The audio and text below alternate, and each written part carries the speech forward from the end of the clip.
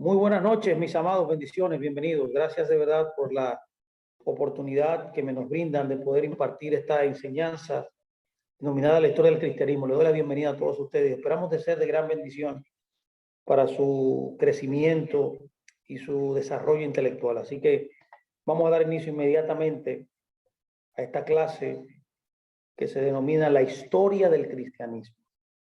Mire, vamos a iniciar diciendo, vamos a analizar ciertas partes no relacionadas a este tema llamado la historia del cristianismo. Primero veremos el periodo intertestamentario y la influencia helenística. También veremos el periodo, como se le denomina, el periodo de los macabeos. Luego veremos el periodo romano. Luego estaremos viendo las religiones y filosofías de Judea del primer siglo y las prácticas paganas. Veremos también en esta clase la vida religiosa en los tiempos de Jesucristo, de Yeshua, que es su nombre original de Jesús. Vamos a ver la conversión del apóstol Pablo. Veremos también una breve descripción de los grupos religiosos que había en el primer siglo. Veremos el concilio de Jerusalén, el concilio de Nicea, el concilio de Constantinopla y el concilio, por último, el concilio de Babilonia, el concilio de Constantinopla. Así que vamos a dar inicio a esta charla instructiva acerca de la historia del cristianismo. Bueno, mire, lo primero que hay que notar es el periodo intertestamentario, que podemos llamarle a este periodo el periodo griego. Este periodo comienza más o menos entre los años 331 al 167 antes de Cristo. Vemos cómo Alejandro Magno asumió el mando del ejército de Grecia y conquistó el mundo. Y debido a su influencia, la cultura griega, su hegemonía, su poder, se propagó por todo el mundo. El griego se convirtió en este periodo en el idioma universal. Y vemos cómo Alejandro Magno asumió el dominio de Jerusalén, tomándolo de los persas. Ya tenían un periodo amplio de haber colonizado esa área geográfica.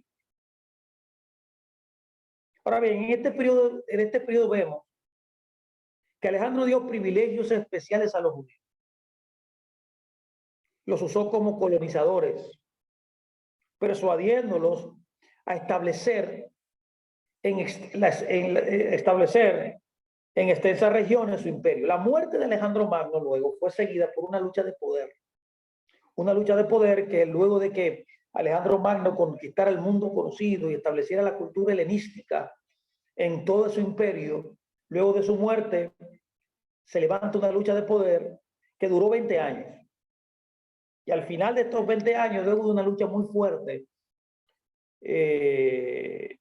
al final de su reino, este reino se dividió en 4 territorios: Grecia, Asia, Egipto y Siria. 4 puntos, 4 polos, por así decirlo, del poder que había ejercido en el territorio que había conquistado Alejandro Magno. Se erradicaron 4 puntos, 4 territorios. Los territorios que afectaron Palestina fueron los egipcios, que se le denominó como el Imperio Ptolomaico, y Siria también afectó Palestina, llamado el Imperio Seleucida. Los ptolomeos, que reinaron más o menos desde el año 323 al 198 antes de Cristo, asumieron el dominio de Egipto. Los seleucidas gobernaron sobre Siria. Es interesante ver que Ptolomeo I, el primer rey ptolomaico, le dio plena ciudadanía a los judíos y estimuló la erudición, estimuló el crecimiento, la erudición, la intelectualidad, la enseñanza de la Torá. Y luego vemos cómo Ptolomeo II, el próximo rey que suceda a Ptolomeo I, encargó la redacción de la Septuaginta, esa versión griega de la Biblia hebrea, por 71 sabios judíos. Este periodo intertestamentario, este periodo griego, que podemos llamarle así también, vemos también que los seleucidas tuvieron dominio desde el año 198, influenciaron ese territorio al año 165 antes de Cristo. ¿Qué pasó aquí? Mientras los seleucidas gobernaban, ellos dividieron Palestina en 5 provincias. ¿Cuáles fueron? Número 1, Judea. Número 2, Samaria. Número 3, Galilea. Número 4, Perea. Y número 5, Traconite. Estos fueron los 5 provincias que se dividió lo que se conoce como Canaán y luego Palestina.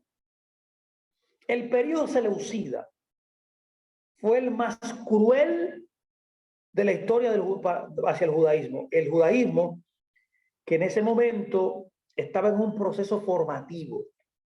Es ahí donde nacen las sectas judías, tanto los fariseos, veremos más adelante un poco esto, y los saduceos. Ahora bien, el principal villano en este periodo fue un personaje llamado Antíoco IV, que tenía un odio atroz, muy grande contra el pueblo judío, y que su intención era helenizarlos, procuraba que ellos se convirtieran en griegos. Antíoco,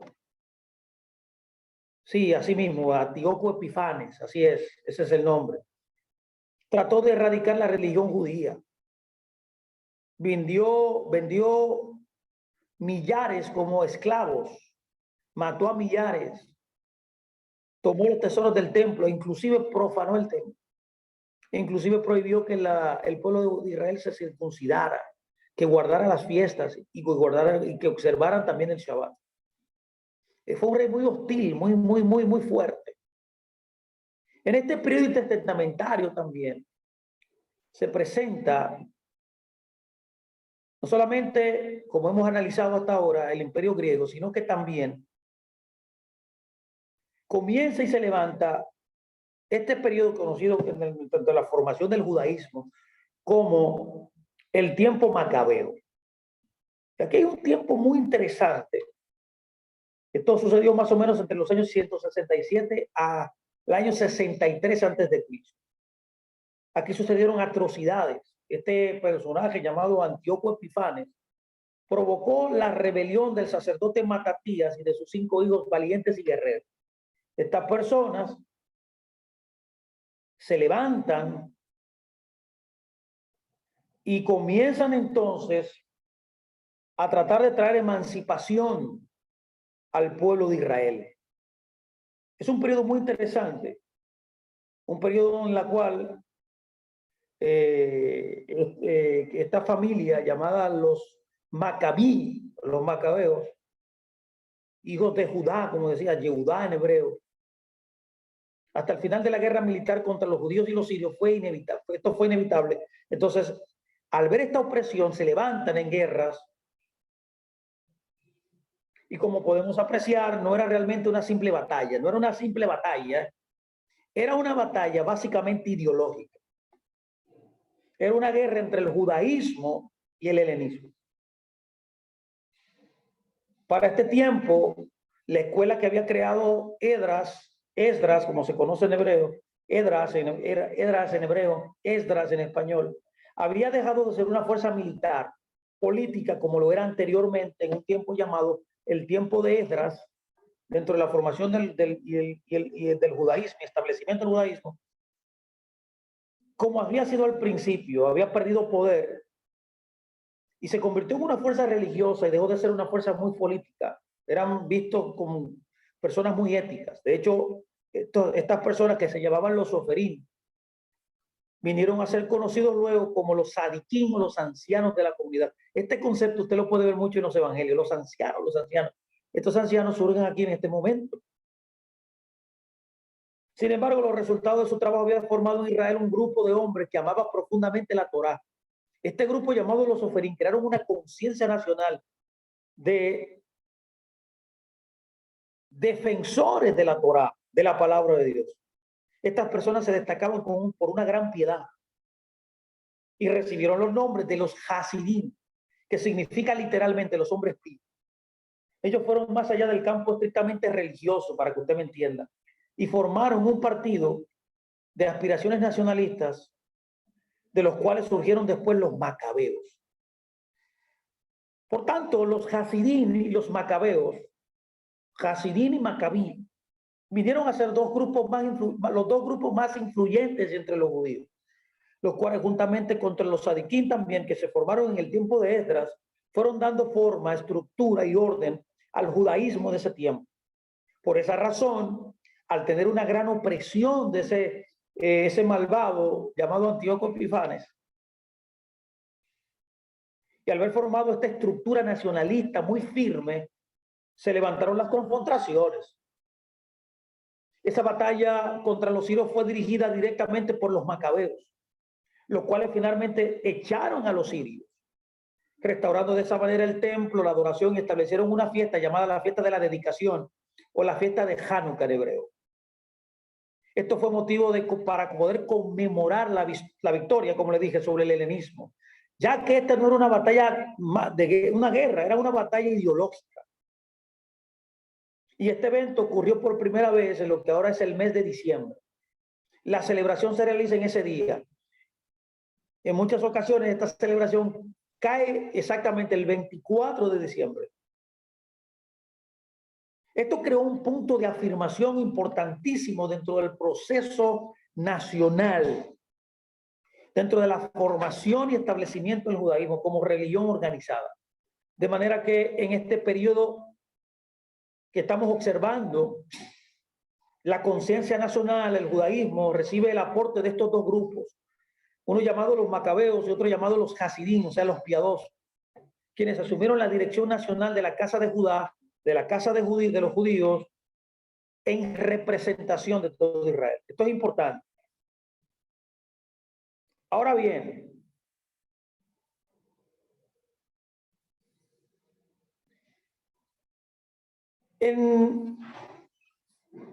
luego surge, luego de la victoria y la formación, mis amados, de lo que se conoce como el judaísmo, como esta conciencia nacional, también en este periodo macabeo que estamos tratando de analizar brevemente, surge un grupo llamado, como decía, los saduceos. Vamos a verlo más adelante, que desarrollaron, por así decirlo, una teología liberal, desconociendo la tradición oral que se había acumulado hasta ese momento y que fue escrita a través de comentarios llamados targumines.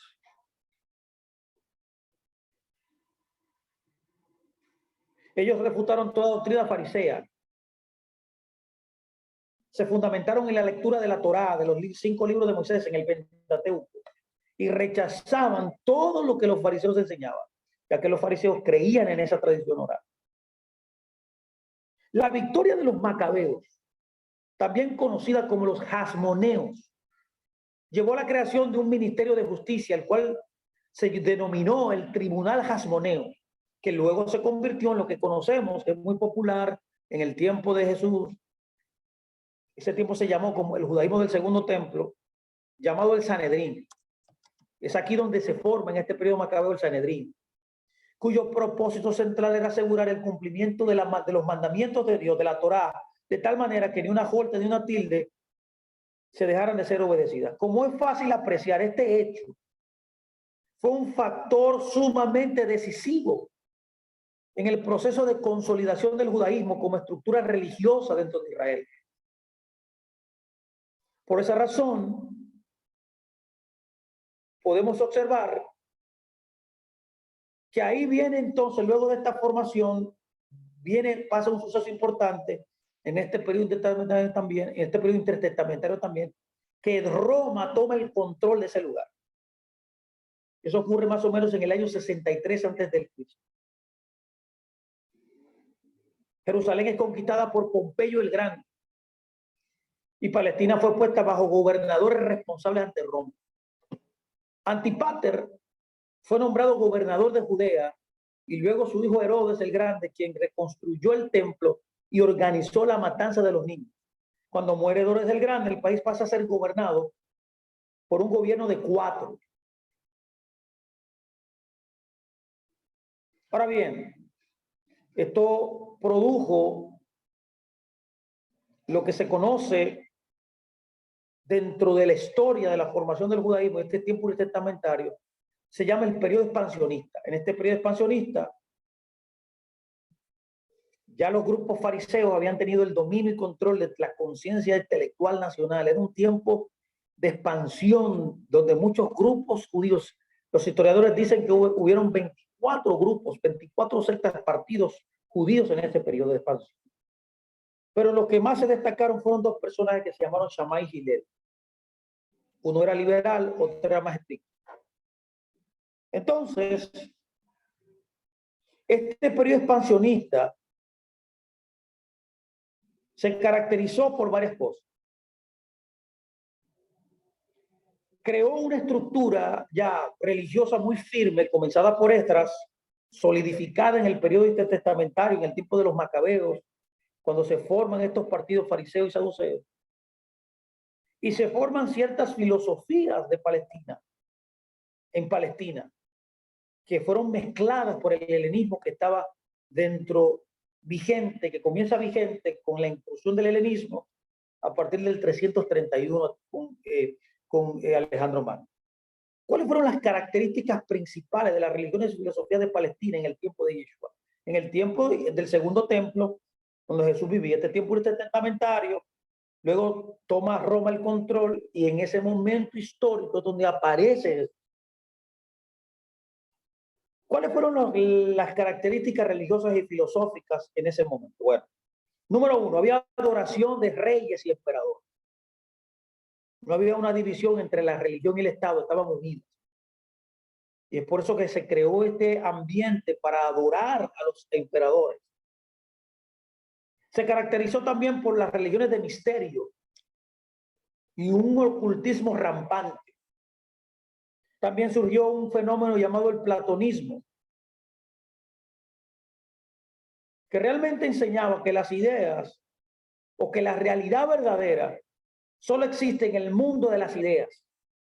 Era un mundo abstracto, es un mundo totalmente desprovisto de los sentidos humanos, de experimentar algo, que es lo concreto, que el judaísmo se caracteriza por manifestar lo concreto.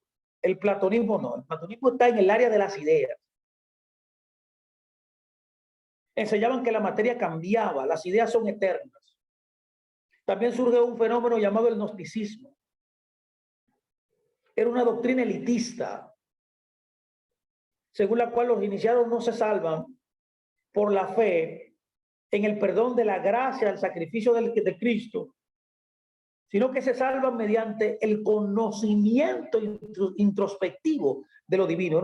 Era una religión o un movimiento filosófico, por así decirlo, totalmente místico, esotérico, que es un conocimiento superior a la fe. La fe no basta y la muerte del Mesías Cristo tampoco, dentro de este sistema filosófico gnosticista. El hombre es autónomo para salvarse a sí mismo. En este periodo también hubo una filosofía llamada el epicurismo, una filosofía griega, romana, y el estoicismo. El epicureísmo enseñaba que el hombre debía rechazar la enseñanza de miedos y supersticiones. No había motivo para temer a los dioses, porque estos, si bien existen, no pueden relacionarse con nosotros ni para ayudar ni para castigar. El estoicismo proclama que se puede alcanzar la libertad y la tranquilidad tan solo siendo ajeno a las comodidades materiales, la fortuna externa, y dedicándose a la vida guiada por los principios de la razón y la virtud. También la vida religiosa fue muy importante en este periodo, en el tiempo de Jesucristo, y era caracterizado porque era plenamente la religión judía, que era la que tenía hegemonía. El fundamento principal eran las escrituras, era la Torá, la ley, el Pentateuco, los profetas y los escritos. Bueno, inclusive a Jesucristo se lo preguntaron en una ocasión, ¿cuál es el canon, por así decirlo? Y él le dijo, bueno, la Torá, los profetas y los salmos, dijo. También, luego de la destrucción del templo, Más o menos a finales del siglo II, principios del siglo III, comienza a formarse también lo que se conoce como el Talmud. Luego también comienza a formarse en un periodo de 300 años, desde el siglo II, el inicio del siglo III hasta el siglo VI, el comentario acerca del Talmud. Y también una serie de midrashines o de comentarios rabínicos de la tradición oral. Se forma la Mishnah a final del siglo III, en el siglo VI, que era una versión escrita de las leyes orales, de las transmisiones orales que tenían los judíos. Y era más o menos, eran aplicaciones prácticas de la Torá. También en ese momento periodo histórico, de parte del movimiento de Jesús, el movimiento de Jesucristo utilizaba la Septuaginta. Ahora bien, el centro de operación, el centro de la vida religiosa de Palestina, de Canaán en ese momento, en el tiempo de Jesucristo, de los judíos, era el templo. El templo era el lugar más importante de adoración. Era un lugar de adoración, pero también era un lugar de sacrificio. Y también era el centro hegemónico para la celebración de las fiestas en un ciclo anual, incluyendo el Shabbat, que era una fiesta también. Es interesante notar también que aparte del templo, había una, por así decirlo, una dualidad que comenzó en el tiempo de Esdras, que se forma en la dispersión babilónica, que son las sinagogas. Sinagoga, que significa literalmente asamblea, congregación, que aparece, como dije, en el tiempo de cautiverio en Babilonia, cuando no había templo y estaban en la dispersión. Se leía la Torá, el Talmud, era un centro de aglutinación de la cultura hebrea, de la cultura judía, que estaba en un proceso formativo. Es ahí donde comienza ese proceso formativo a través de Esdras, donde crea la sinagoga, crea los soferim, estos escribas que se convirtieron luego en los hasidim, como dije. Ya para el año 70 habían algunas 400 a 1000 sinagogas en Palestina. Y era presidida por una junta de 10 ancianos. 10 ancianos se le conoce, dentro de la cultura judía, se le conoce como un minyan. Inclusive hasta el día de hoy todavía para formar una sinagoga se necesita un minyan, o sea, 10 funcionarios. Cuando estén aglutinados estos 10 funcionarios, ellos pueden entonces establecer en una comunidad, pueden establecer una sinagoga. Luego de esto notamos en este periodo ya luego, luego de que Jesús asciende, vemos cómo se crea el concilio de Jerusalén, donde se aglutina, como así decirlo, el canon o las direcciones principales, la cual la iglesia en ese periodo formativo ameritaba. Luego vemos la conversión del llamado del apóstol Pablo, que está literalmente rendido en Hechos 9. Notamos aquí que a Saulo de Tarso, un personaje muy importante dentro del movimiento restaurador que Jesucristo presidió en esta formación del cristianismo. Saulo de Tarso era, como dice la carta a los filipenses, dice, circuncidado al 8º día del linaje de Israel, de la tribu de Benjamín, hebreo de hebreos, en cuanto a la ley fariseo. Entonces, hebreos de hebreos. ¿Por qué él dice esta frase? Esta frase es muy importante. Quizá usted no entiende esto. Ahora bien, permítame explicarle a qué se refería Pablo. Al él decir hebreo de hebreos, él estaba tratando de enseñarnos de que él no era un hebreo que se había asimilado al helenismo, como hemos platicado hasta aquí, cómo se forma el helenismo en el tiempo de Alejandro Magno, en esa religión palestina, la cual todo el mundo un grupo de judíos se había asimilado. Y eso fue permeando la sociedad del helenismo hasta el tiempo en el cual Roma toma el control y también en el tiempo en el cual Jesucristo vivió. Entonces, que hay un término que se usa mucho en los evangelios y en las cartas de Pablo, que es griego. Bueno, él dice en la carta a los romanos literalmente que el evangelio, que la carta a los romanos fue primeramente dirigida primeramente a los judíos y después a los griegos. Esa palabra griego eran judíos helenizados. Al decir hebreo de hebreos, se está diciendo, yo soy un hebreo de hebreos, o sea, alguien que no me asimilé al helenismo. En cuanto a la Torá, fariseo. ¿Por qué fariseo? Porque el fariseísmo era visto como lo mejor de su pueblo. De manera que Pablo no estaba tratando de darnos su pedigrí, su afirmación de que él es un creyente genuino, por así decirlo. Ahora bien, alguien puro en su raza, exactamente, y de lo mejor de su raza también, que eran los fariseos. Es interesante también que la historia nos dice que habían 7 tipos de fariseos, había 7 tipos, no uno solo. Dentro del tiempo de que estamos tratando de examinar aquí, el judaísmo del segundo templo, todavía no se ha destruido el templo. Habían 2 personajes, como dije, que eran los principales fariseos, que tenían 2 escuelas maravillosas. Uno era Shammai y otro era Gilel. Ahora bien, la historia del grupo iniciado judío llamado los nazarenos, que es lo que se convirtió luego en el cristianismo, se vio sustancialmente modificado cuando un judío adicto al grupo saduceo se convierte en un ferviente discípulo de las enseñanzas de Yeshua de Nazaret, de Jesucristo de Nazaret, que es Pablo de Tarso. Su nombre original es Shaul. Vivió en Sicilia, en Asia Menor, a quien se considera el verdadero fundador del cristianismo. Saúl era un judío de la diáspora. Pablo, un hombre para quien el judaísmo era un sistema de pensamiento convincente, más que una ideología nacionalista. Y pese a ello, nunca renunció a su condición judía. Siempre fue judío, siempre.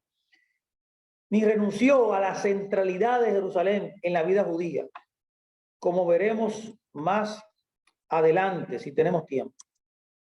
Mire, Pablo era además depositario de la mezcla del pensamiento judío con el pensamiento griego, que ya dentro de la filosofía había sido expresada con toda su fuerza ideológica por Filón de Alejandría, aquel sabio judío egipcio quien fue el primero en formular la compatibilidad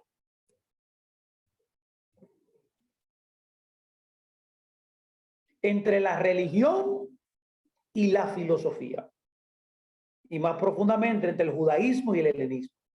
Y lamentablemente yo tengo que decirlo, como pastor que soy, de ver muchas veces dentro del cristianismo, cómo mucha gente mezcla la filosofía con la palabra de Dios. Inclusive la teología la mezcla. Una cosa es la teología, una cosa es la filosofía, y una cosa es lo que la palabra de Dios dice. Pablo era un judío de la diáspora, tenía relaciones cordiales y asiduas con los gentiles paganos también. Note aquí que dentro de la Biblia hay 5 tipos de gentiles, eso es importante también. Y su único nacionalismo judío consiste en el apoyo económico al centro jerosimano. Ahora bien, veamos ahora los siglos primero, segundo, tercero, cuarto y quinto y sus concilios. Y aquí nos toca examinar ahora los grupos religiosos y dónde se originaron. Bueno, más o menos vimos cómo se formaron los primeros grupos judíos, los saduceos y los fariseos.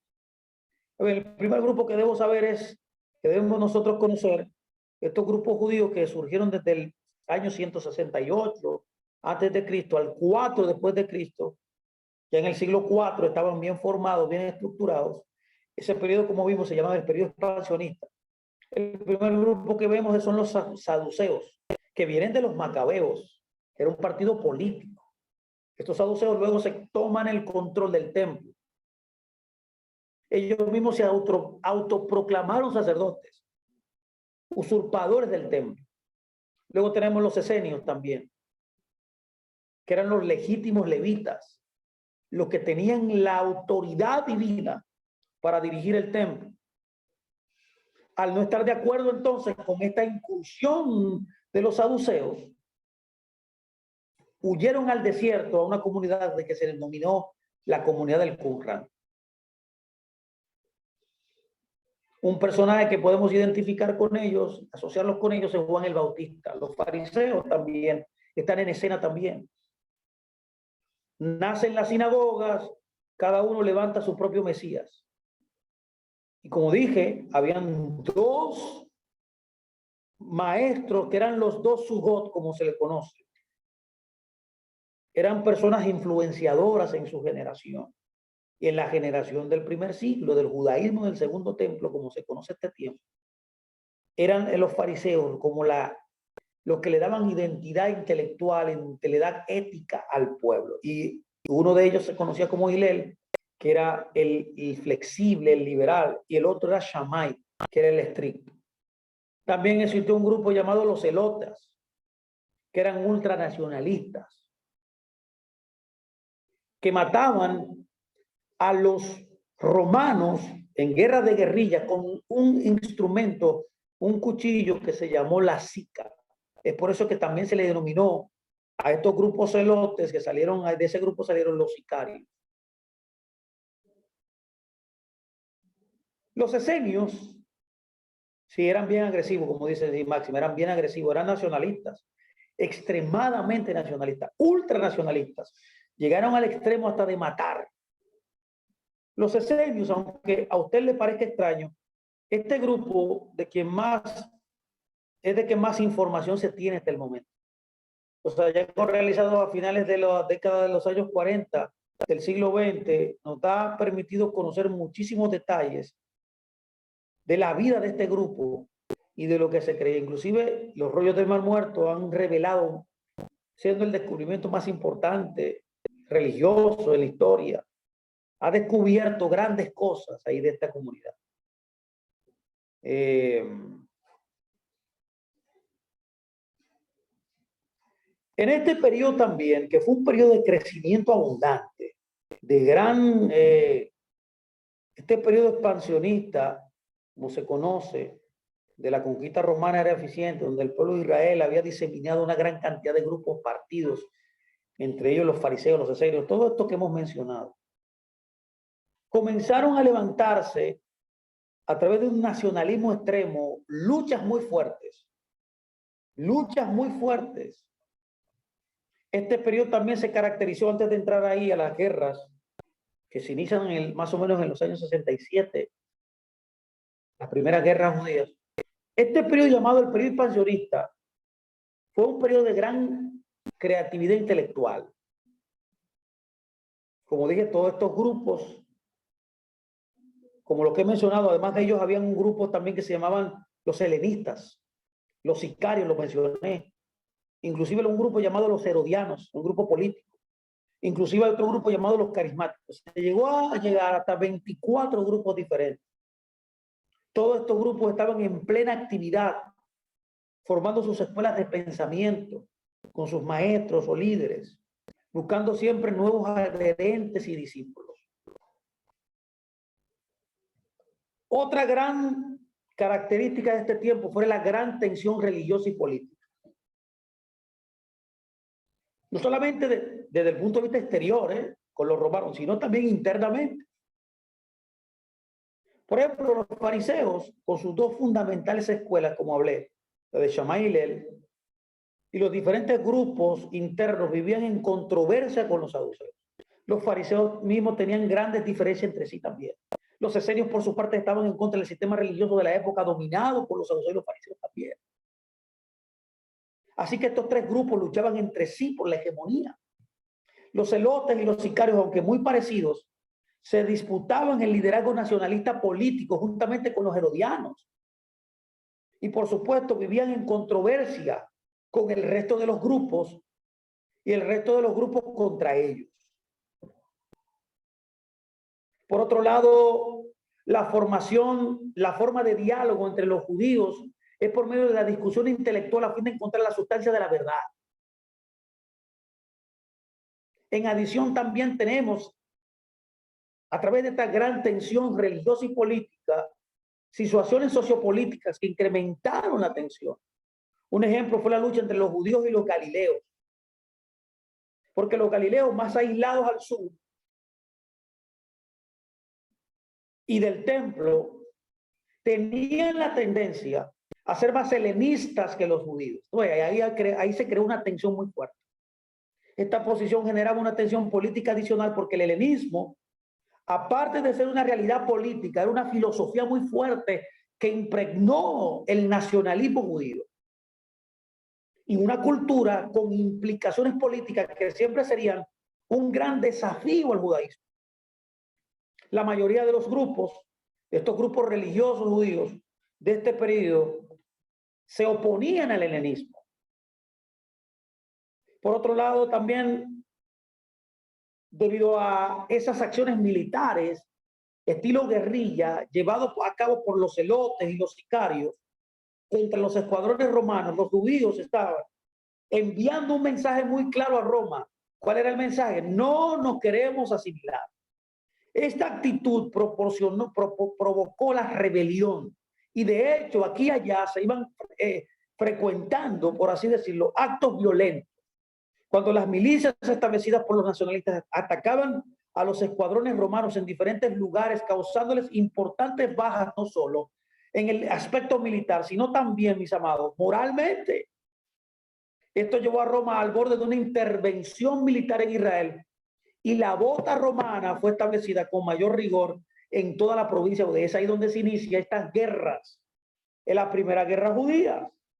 Es aquí donde surge la primera revuelta judía, que luego se fue dando en otras revueltas hasta llegar a la tercera revuelta hasta el año 135. Esto propició también la destrucción del templo, la erradicación total de todo judío de Israel, el destruir el templo, el saquearlo, el matar casi 1 millón de judíos, como dice Josefo, el llevar esclavos, mujeres, niños, inclusive matar mujeres embarazadas, o sea, una masacre hubo ahí. Y llevar esclavizado a todo el mundo. Inclusive llegó hasta cambiar el nombre a Jerusalén. Ya a finales del siglo 135, en las últimas guerras judías, ya todo esto sucede. Y esa hegemonía y poder en Jerusalén ya había sido quitado totalmente. En el siglo II, esto es el siglo I, el siglo II, entre los años 1144 después de Cristo, Marción de Ponto, quien contaba con muchos seguidores y recursos económicos, tenía una intención muy buena. ¿Cuál es la intención que él tenía? Seguir las enseñanzas de los apóstoles, enseñando acerca de Jesús, sin ser identificados como judíos. Entonces Marción es quien por primera vez nombra al Tanakh, o sea, que es un acrónimo de Torá, Nevín, que es profetas, y Ketubín, que es escrito. El Antiguo Testamento es el primero que dice que en el Antiguo Testamento hay un Dios malo y vengativo. Ese concepto que todavía se usa en el día de hoy por muchos filósofos, ateos, agnósticos, por los ilustrados también, en el modernismo, de que hay un Dios malo en el Antiguo Testamento y un Dios bueno en el Nuevo Testamento. Este hombre fue Marción.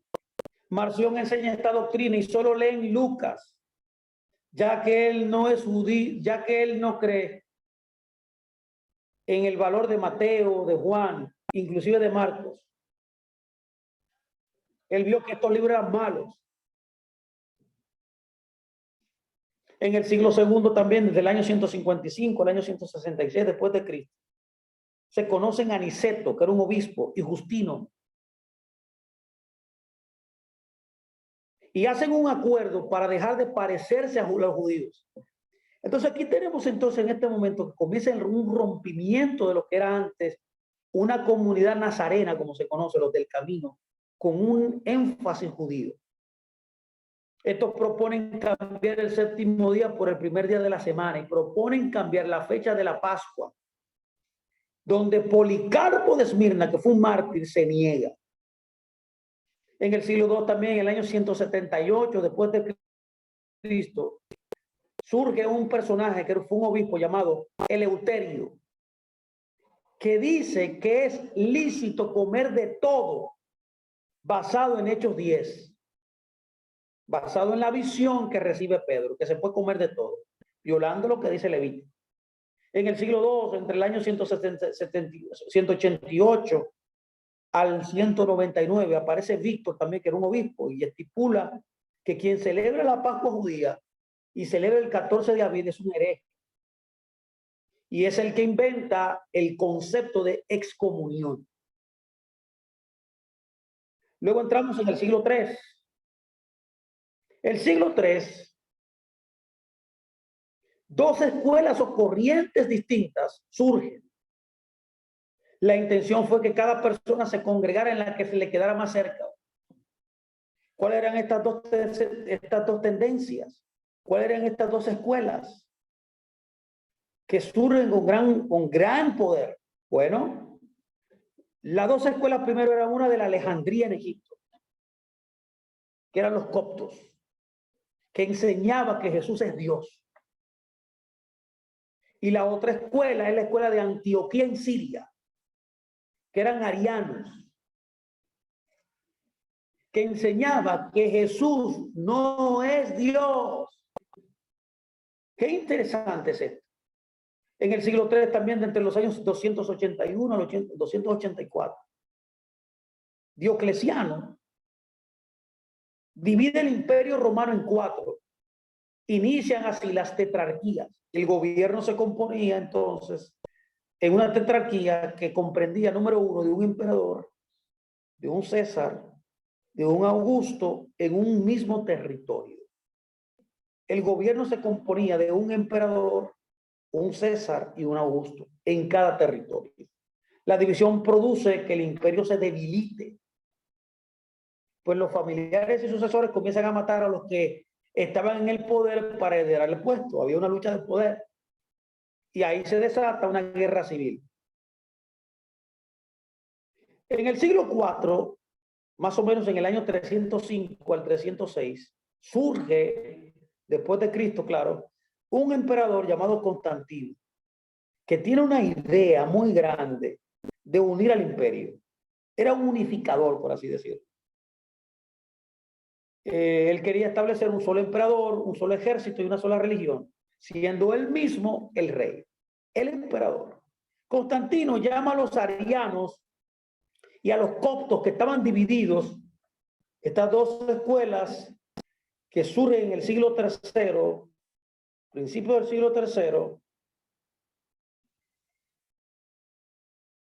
porque eran muchos sus seguidores, y crea en ese periodo lo que se conoce como el catolicismo, donde se adora al sol, la luna y las estrellas, aunque en una pantalla toma el cristianismo como la religión oficial. El siglo IV se caracterizó por un concilio llamado el Concilio de Nicea. Es donde se aprueba que Jesús es 100% hombre y 100% Dios. En ese concilio se reunieron los coptos y los arianos, aproximadamente 300 invitados, en la cual todas las iglesias orientales no la convocaron, no había judíos ahí. Establecieron los dogmas de fe, establecieron un argumento irrefutable, incuestionable, se afirman más de 50 concilios en esa reunión. En el siglo IV, en el año 381, surge un personaje llamado Tertuliano. Note que Tertuliano se basa en Génesis 1:26 para argumentar que el plural hace referencia a 3 personas. Se adopta como dogma de fe la Trinidad de Dios, Padre, Hijo y Espíritu Santo. Y el que no creyera en esto era un hereje. Es más o menos un tomado del paganismo que hace triadas a sus ídolos. Eso es frecuente dentro del paganismo. En el siglo IV también, más o menos, en el siglo V, perdón, en el año 431, después de Cristo, surge un concilio llamado el Concilio de Éfeso. El tema principal era María. Y era la cuestión de que era o no era la madre de Jesús.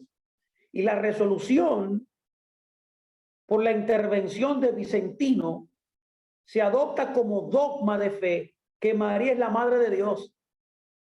Y surge el término pecado original con el fin de limpiarlo. Se propone el bautismo, propuesto por San Agustín, con la verdadera intención de llevar a un censo de los integrantes de una nueva religión. Atemorizaban para que realizaran el bautismo. Y establecieron que el que no creyera en ese dogma era un hereje. Y surge en ese periodo el credo de San Atanasio. Permítame ya ir terminando, ya estamos terminando casi ya, unos minutos más. Unos minutos más. En este concilio de Éfeso también, en el año 457, en el siglo IV, surge la confesión privada, basado en la necesidad de tener un intermediario. Y esto es establecido por Roma ya. Es ahí donde usted va, un sacerdote, todo lo que conoce más o menos la Iglesia Católica. Bueno, la mayoría de nosotros venimos de la Iglesia Católica, ¿no? Como tomaban las confesiones, los sacerdotes todavía lo hacen, ¿no? Porque es parte de su dogma de fe. Esto es establecido aquí en el concilio de Éfeso, en el siglo IV, en el 457.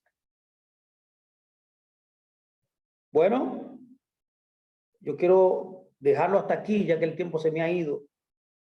Y en la próxima sesión poder continuar un poco más adelante de esta breve descripción de la historia del cristianismo. Yo espero que esto le haya ayudado, que hayan entendido ciertas cosas importantes del conocimiento histórico de la historia del cristianismo. Así que gracias a todos por escuchar. Así que voy a poner ya en silencio. Voy a dejar de grabar para que podamos tener un tiempo de preguntas o comentarios. Así que gracias a todos por hoy, por escuchar.